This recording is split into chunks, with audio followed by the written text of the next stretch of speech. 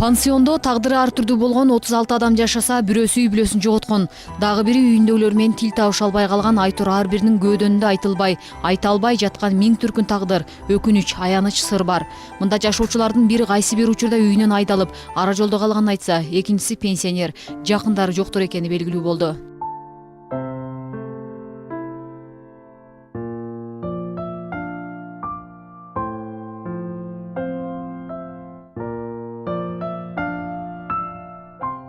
Дети погибли.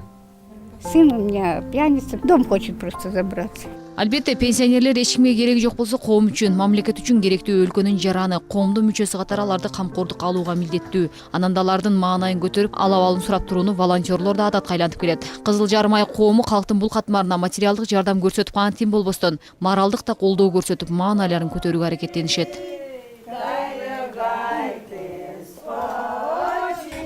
Ушу карылар биякта эмне менен алектенишет, биякта сүрөт тартышат, оригами кылышат, то есть кагаз иштерин токушат. Клубтан бул биздин карылар биздин карылардын үйү бар, саламат деген. Ошол саламатка барып жардам көргөзүшөт. Андан кийин бул карылардын үйү менен биякта чектелбестен жетим балдардын үйлөрүнө барышат. Мария эне көп жылдан бери жалгыз жашоого көнүп деле калган. Айрым учурда аталган уюм кары картаңдардын катарында пенсионерге да колдон келген жардамын аябайт. Эми бака басып жүрөм, мына айнаш келип, эмне айтсам, сурасам келип, айтканым өтүп берип кетет. Базардан бирдеме алып келип бер десем, алып келип берет. Дары алып келип бер десем, алып келип берет. Атак мындай. Акырын кылырап, мээрдеги жаныбызда камоктор бар, аларга өзүм эле барам нампанга. Вот. Ошо атак мындай оорураак нерселер болсо барып сурайм. Жардам берип турушат. Эми биякта тиякта дагы бир туугандар да бар да, кичиналардын да балдары бар. Пансиондун жашоочуларынын көпчүлүгү бул жайды өз үйүндөй көрүшөт. Бири-бири менен баарлашып, чогуу чаран тамактанып, бирге тургандыктан ар дайым өздөрүн жакын туугандардай сезип калышкан.